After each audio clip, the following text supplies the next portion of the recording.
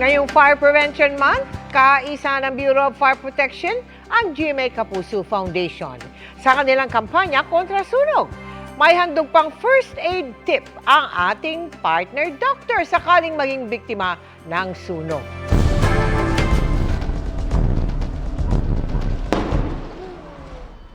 Tuwing tag-init, lalo na sa buwan ng Marso na Fire Prevention Month, isa sa mga pinakaabala ang ating mga bumbero.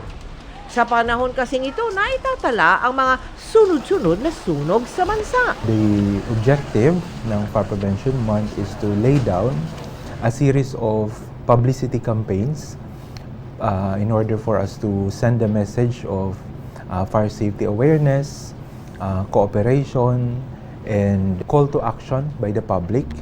Sa tala ng Bureau of Fire Protection mula January 1 hanggang March 6, 2024, 3,441 na ang naitalang sunog sa bansa. Ilan daw sa mga pangunahing ng sunog ay paninigarilyo, sirang kawad ng kuryente, at mga natuklap na electric wiring. Pinaprioritize ng Bureau of Fire Protection is yung tinatawag nating good housekeeping practice. Diyan po natin makikita yung mga bagay na alam nating depektibo na pala. Octopus connection. Alamin ang pinakamalapit na fire station, alamin yung kanilang numero.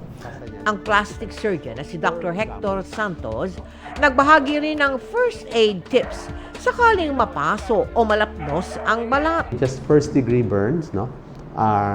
Kailangan lang hugasan na maigi, tapos balutan para hindi matuklap. Ang hindi na kailangan ay yung paglalagay ng malamansi at saka kung ano pang tinatapal. Kung mas malalaki ang mga type of burn injuries, dalhin mo sa ospital.